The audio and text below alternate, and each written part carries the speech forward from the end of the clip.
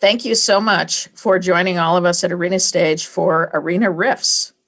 Arena Riffs is a 3-part commissioned music series that features 3 different composer and lyricist teams with musical selections infused with the sounds of folk, indie, and hip hop. Each artist was given absolute free rein in terms of what they wanted to compose. Arena Riffs are self-produced, self-contained, finished pieces presented by Arena Stage. So we hope that you please stick around after the show for an informal discussion with these artists. Next, we premiere the Freewheelin Insurgents, written, directed, and conceived by Psalmayene 24. And our final piece is A More Perfect Union from Rona Siddiqui. Arena Riffs is generously sponsored by the Artistic Directors Fund and Sheila Stamp Flea. Our Looking Forward season is generously sponsored by Global Medical REIT Incorporated. We're just so happy to have continued to engage with audiences during the pandemic through a wide range of virtual programming, including many films, the salons, youth classes, master classes, and partnerships. Thanks so much for tuning in, and we will see you after the show. And also, check out the website to see what else we're doing at Arena Stage and join us. We love to see you online. Thanks.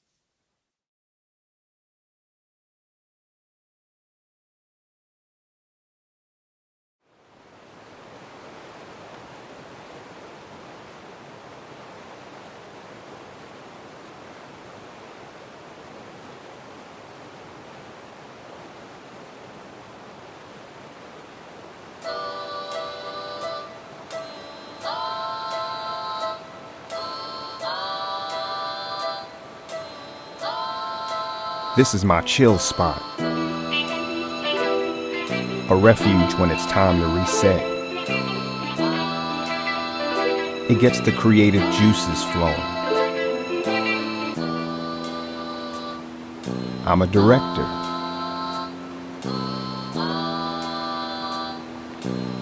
Part of a theater crew called The Insurgents.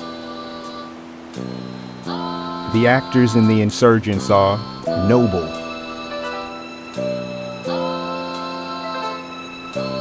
Church, Dante, and Zora.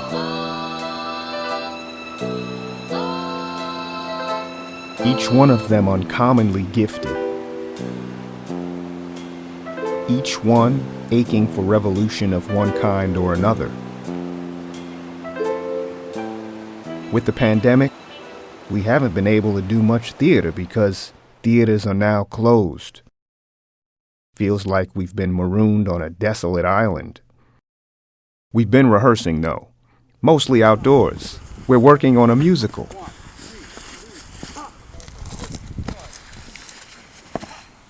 Not that type of musical. Something with more soul. That old man river, that old man river, he must know something, but don't say nothing. Not that much soul. Something like this.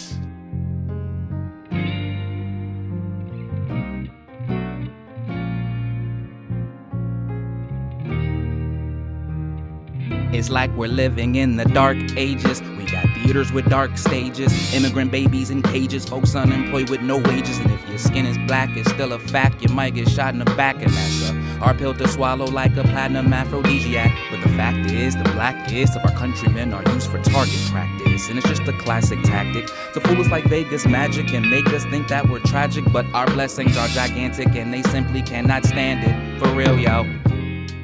Why you think they hate us so much? Who? The unenlightened. I don't know. You wanna know why? Yeah, that's why I asked you. You really wanna know why? Playing with me. Because God gave us so much. Ah. You think so? No. I know so. They say ignorance is bliss, but there's no happiness when you don't know you got more gifts than Christmas. Our heritage is richness, our bloodline is auspicious. This is truth, not fictitious. Being black is a privilege. Spread this throughout the village. We are made in God's image, so they try to pillage the treasures that reside inside our souls, bodies, and minds. But our values intertwine with the fate of humankind. So reel off and rewind and be creative with your time, yo. Why do they hate us so much? I don't know, y'all. I don't even know. Is it because God gave us so much? That's for sure, yo. That's for sure, for sure.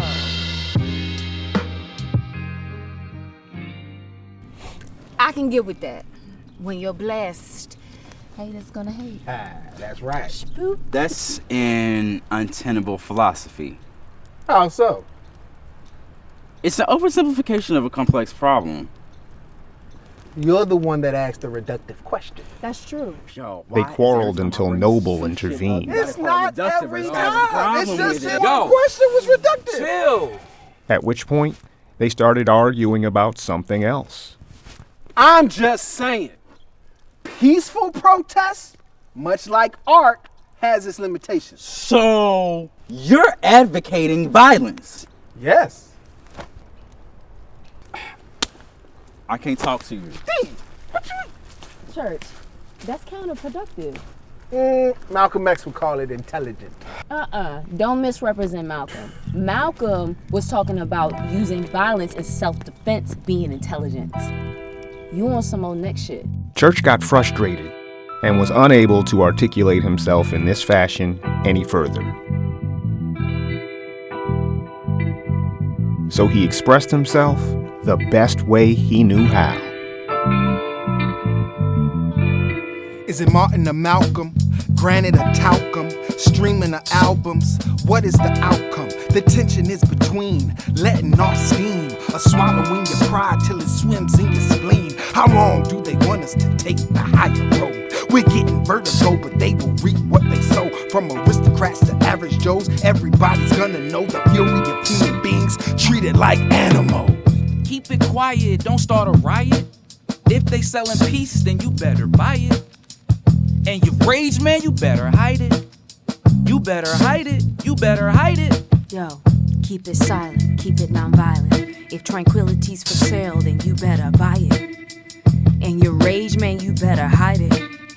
You better hide it, you better hide it. What about letting off shots till the blood flows in the clots and the bodies of oppressors wither and rot, whether civilians or cops, virgins or dots, haves or have-nots can catch a slug that's hot. And I've been going to the gun range cause I'm ready for some change, and I'm feeling untamed. I wanna feel unchained. This shit is so mundane. I wanna give rise to bloodstains.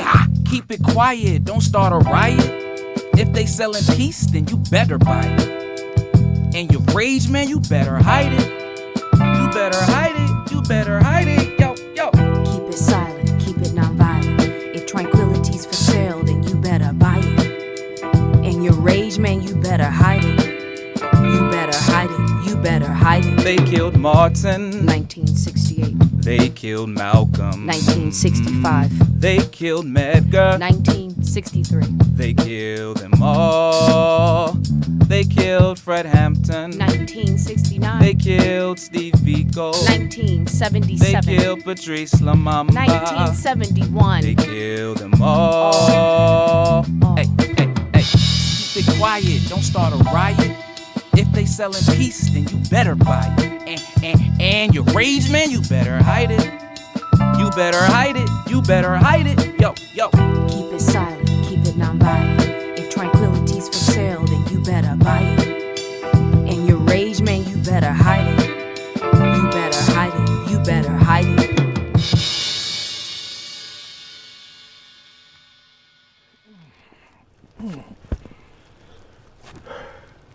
Think about your son, Church.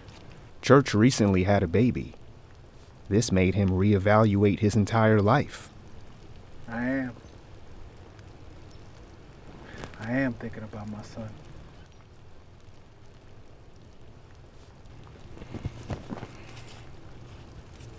Having reached an impasse, they moved on. Noble and Zora stayed there silently, basking in each other's presence. They'd been dating for a few months, but concealed their romance from the other insurgents. But I could tell they had a thing going on by the furtive glances they shared.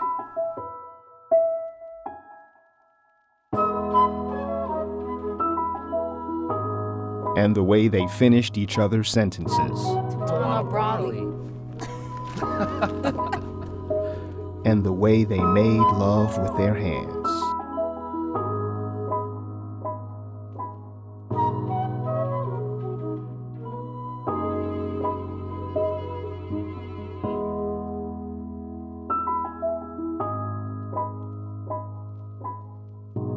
But more than anything, what exposed their relationship was the way they'd spontaneously break out into stylized movement duets.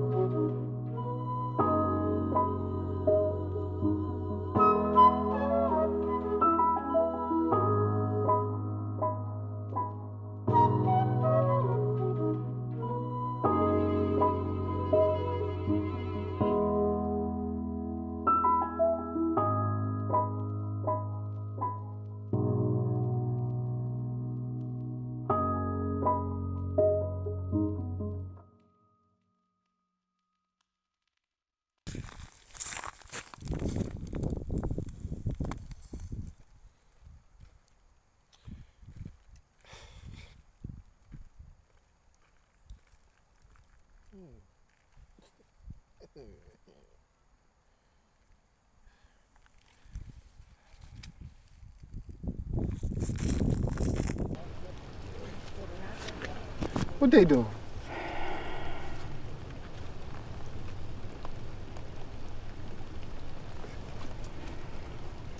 I don't know. You all right? Yeah, Hey, man. You want to talk? no. Yet, I don't know.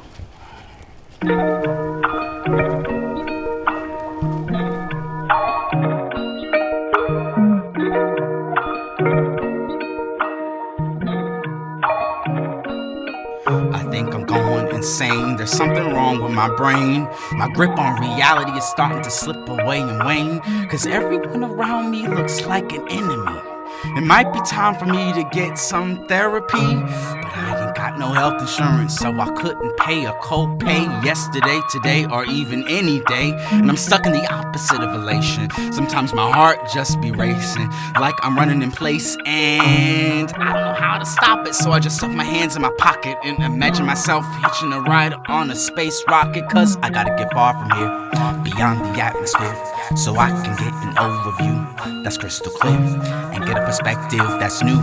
Hell yeah, I gotta get far from here, beyond the atmosphere. I heard Taraji P. Henson has a foundation that can get me free help to work through this mental health situation. Maybe I should call her up, but she don't even know me, so I'll have to resort to kicking it with my homies. And they say talking's the best way to get your mind right.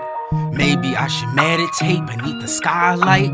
I can see my sanity in my eyesight. I see me glowing up and basking in the limelight. I gotta get far from here, beyond the atmosphere, so I can get an overview that's crystal clear and get a perspective that's new. Hell yeah, I gotta get far from here, beyond the atmosphere.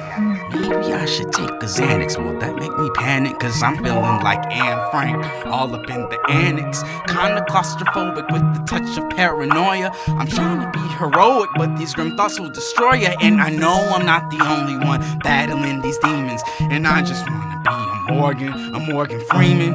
Maybe I just need to de-stress, release some semen, cause I'm in the huddle feeling queasy like Willie Beeman. I gotta get far from here, beyond the atmosphere, so I can get an overview that's crystal clear and get a perspective that's new. Hell yeah, I gotta get far from here, beyond the atmosphere. Far from here, beyond the atmosphere. Overview, crystal clear, perspective that's new. Hell yeah, I gotta get far from here, beyond the atmosphere. And all I can see is a sea of beady eyes because everybody's wearing a mask. And viruses are tiny, they're microscopic, so they can penetrate masks, can't they? And you all look shady and diabolical as fuck, roaming the aisles of Whole Foods while Jeff Bezos becomes a quintillionaire. And where are my gloves? I've run out of blue rubber gloves, and I don't feel safe. Is there a vaccine that will protect me from these nefarious thoughts? And I hate Zoom. I really fucking hate Zoom.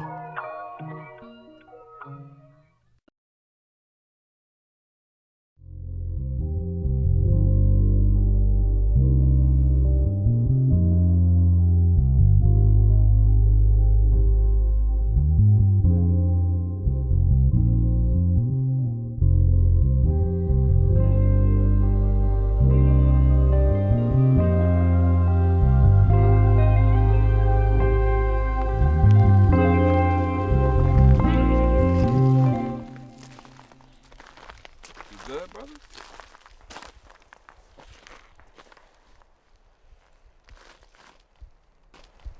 Why don't you tell us what you miss most about doing theater? So he did. And the others did too. The thing I miss most is that moment right before you make your first entrance. That liminal space that exists somewhere between reality and magic. It's this little slice of utopia. There's nothing like it. This might sound perverse, but I miss being on stage, mid-performance, if something goes wrong. Like, someone drops a line, or a light bulb from the ceiling hits the ground, it shatters into 1,000 pieces. Or, and this has happened before, the fire alarm goes off and the entire theater has to be evacuated. The fire trucks come and go. Everyone re-enters the theater. And then you pick back up right where you left off. If you was sleeping before, you ain't sleeping no more. That's when you wake up. To keep it a buck, I miss the groupies. It's the attention, the adulation, the standing ovations, adoring fans waiting for my autograph in the lobby or the stage door. It's the simple things. I miss everything. The smell of a freshly painted set. The Arctic chill of the theater if the air conditioner is on frigid. Or the sweltering heat of the theater if the air conditioner is broken. I miss hearing the stage manager give calls. Thank you, 10. Thank you, 5.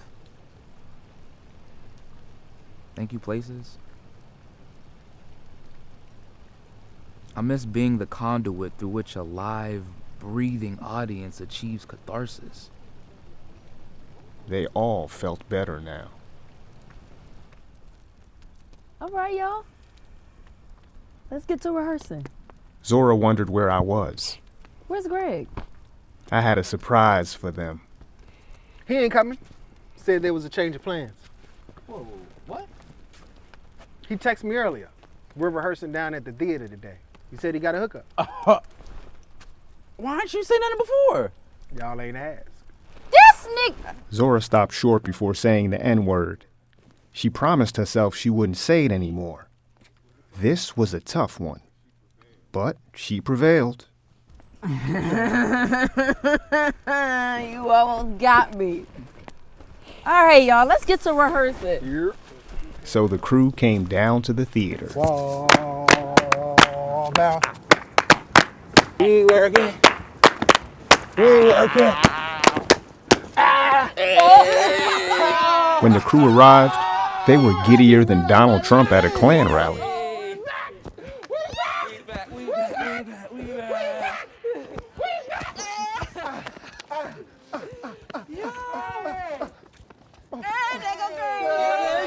But their joy would soon evaporate.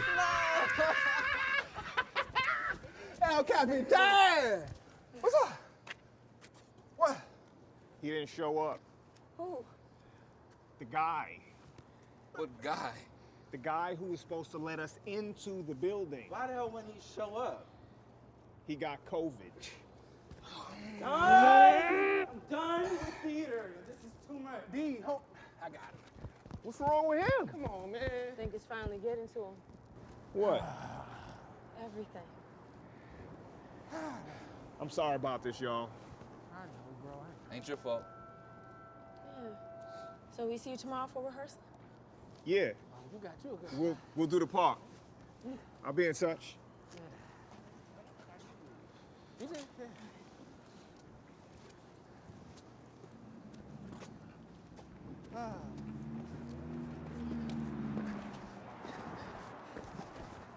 I sat outside the theater, imagining what it looked like inside, and wondering how long it would be until we could hit the stage again.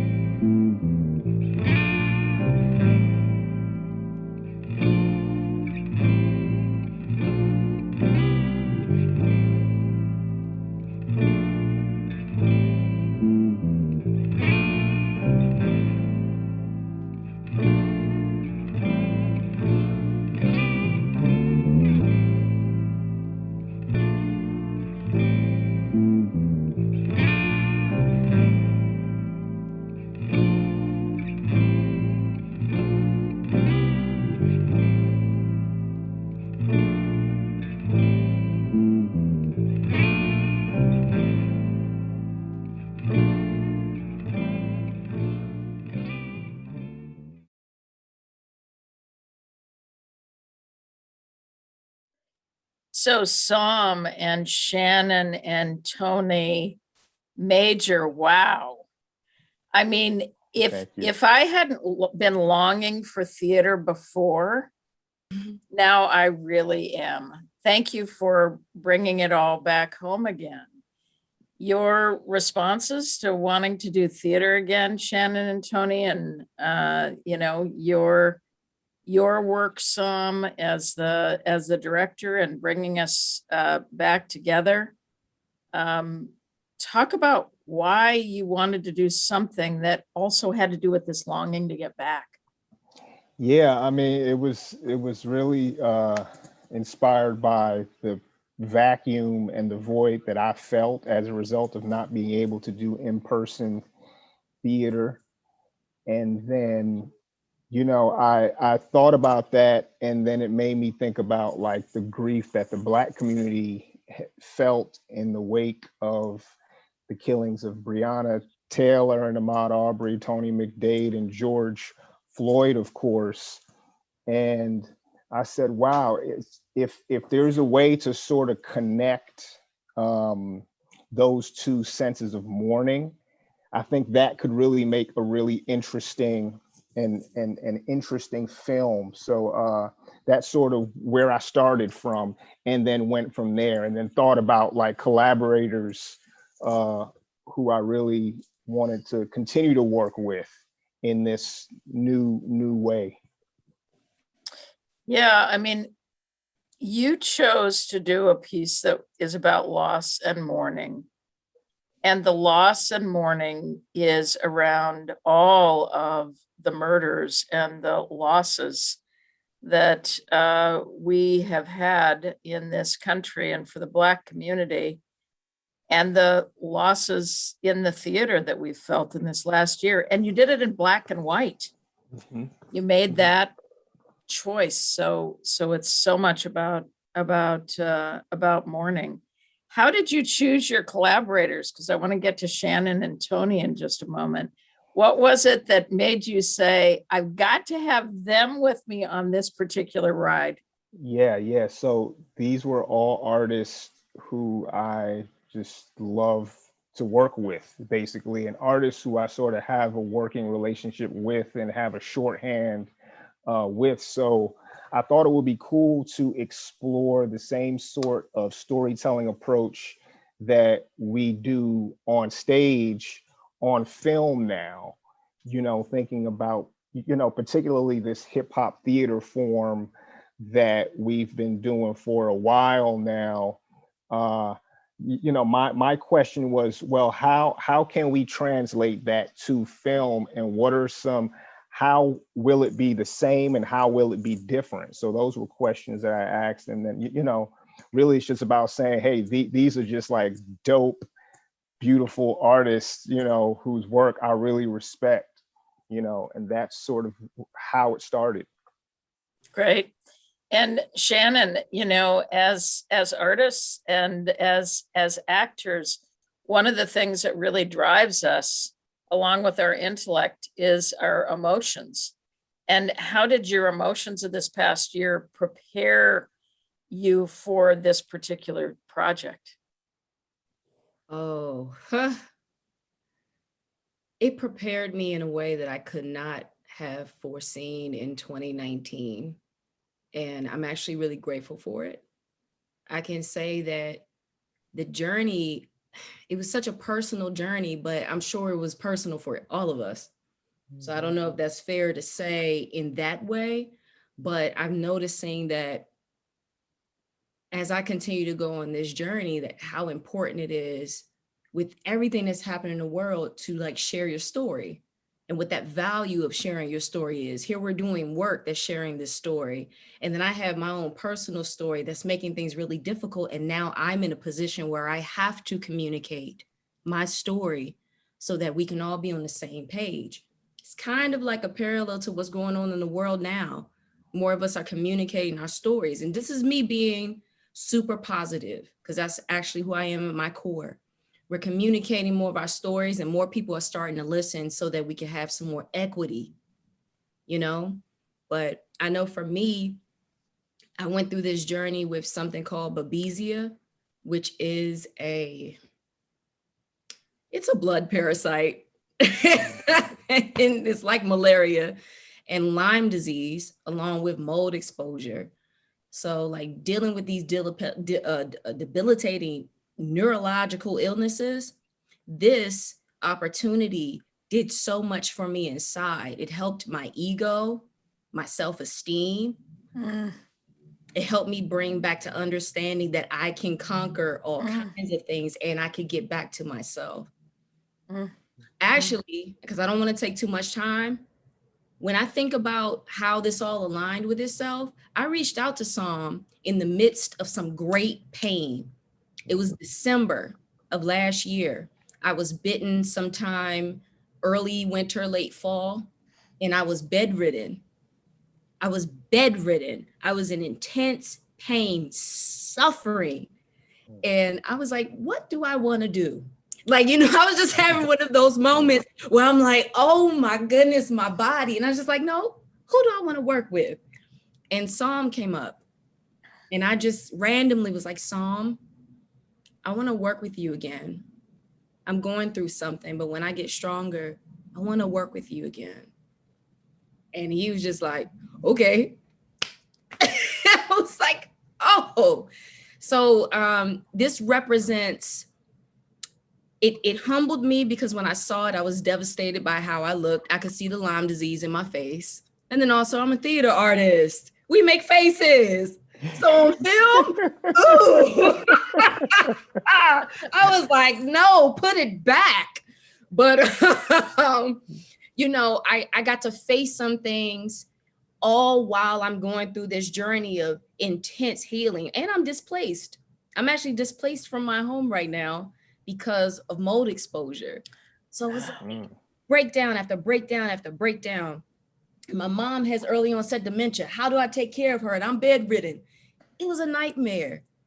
Do you know this piece came up at a time where I was feeling like I had nothing effing left. Excuse me, I was about to cuss. So that's this piece is a major part of my artistic journey. I love that. This changed my trajectory in a way that I would have never foreseen. I'll shut up.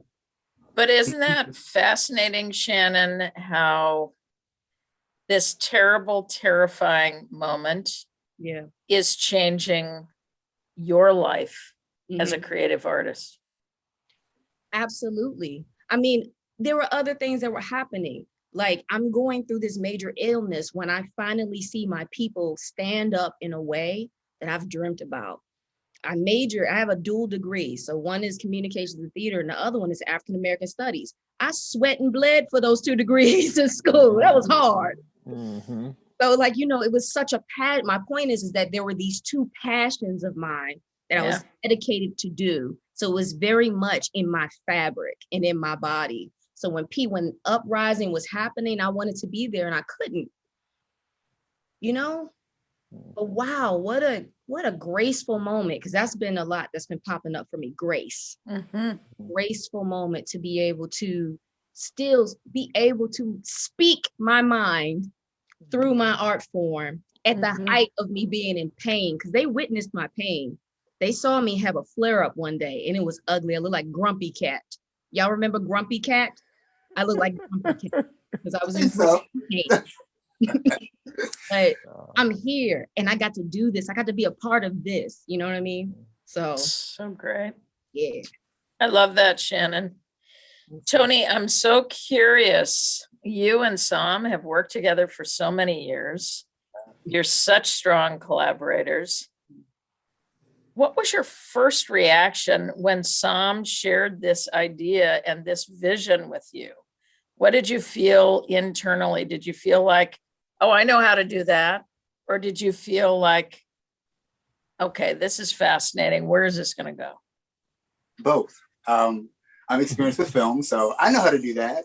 But on the other hand, collaborating with Psalm in this particular way, making a film, we have a wonderful formula and chemistry that we have on stage in that intimate environment.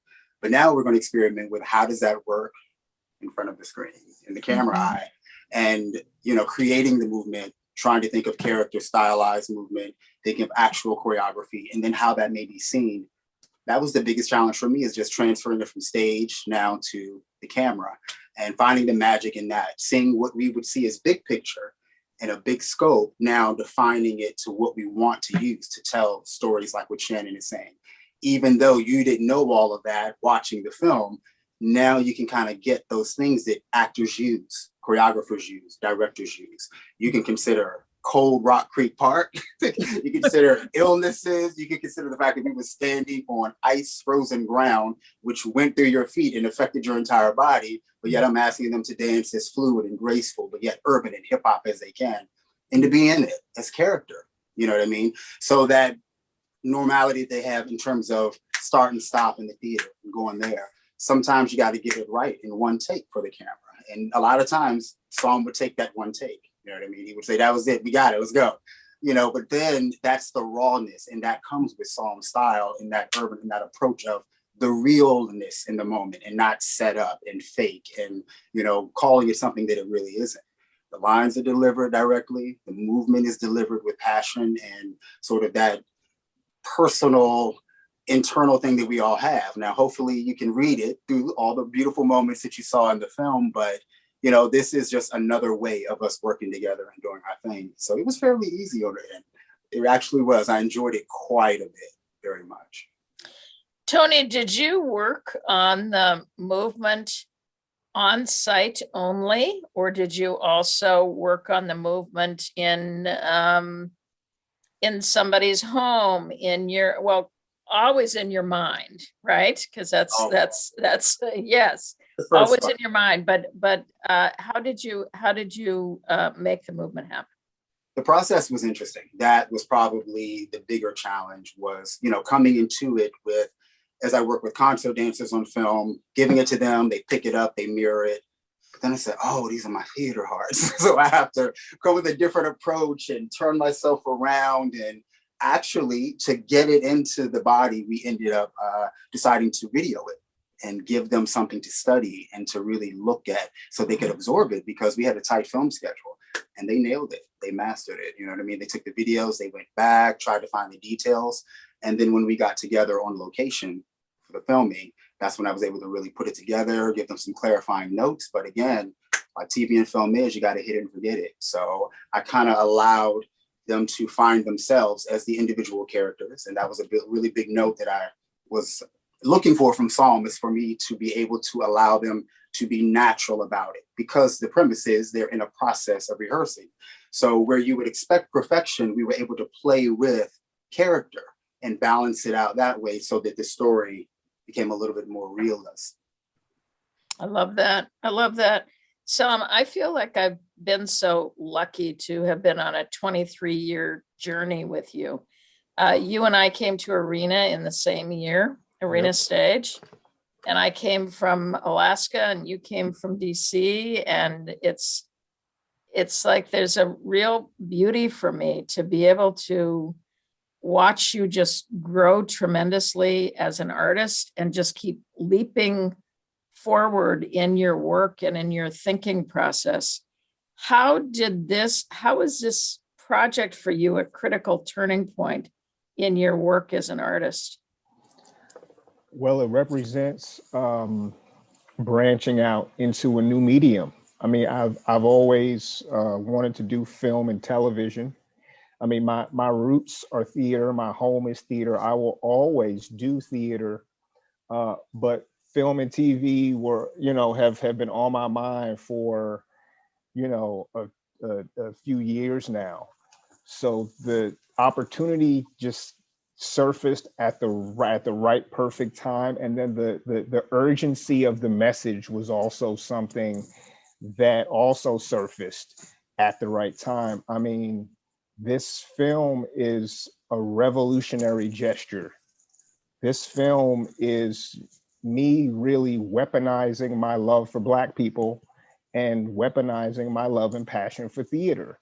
This is part of warfare. That's how I really look at it. And all the artists that, like the cast, Tony, Nick, these are all artists who have a deep commitment to truth and a deep love of humanity. And that's why I said, okay, these are the insurgents. That's also a reason why I said this is the Freewheelin Insurgents, is because it has sort of that revolutionary bent to it.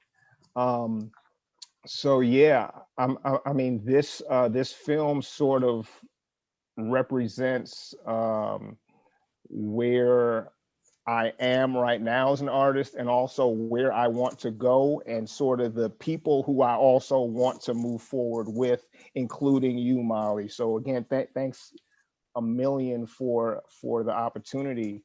I mean, it takes a special person to sort of you choose certain people who've always been around you. Sometimes it's easier sometimes to get overlooked when you're close to somebody than when you're away from somebody. So again, thanks a million. Well, Sam, you've never disappointed me. You have always gone beyond, not where I thought you could go, because you're a meaningful artist. You're deep, you're dangerous. Your thinking process is always complex. And I'm so proud of this film, your work on it, all of the work on the Insurgents, and quite frankly, can't wait to see what you all do next. So bravo, brava. Happy to be launching this new piece into the world today, and may it be seen by legions. Thank you. Yes. Thank you, guys. Thank you. Thank you.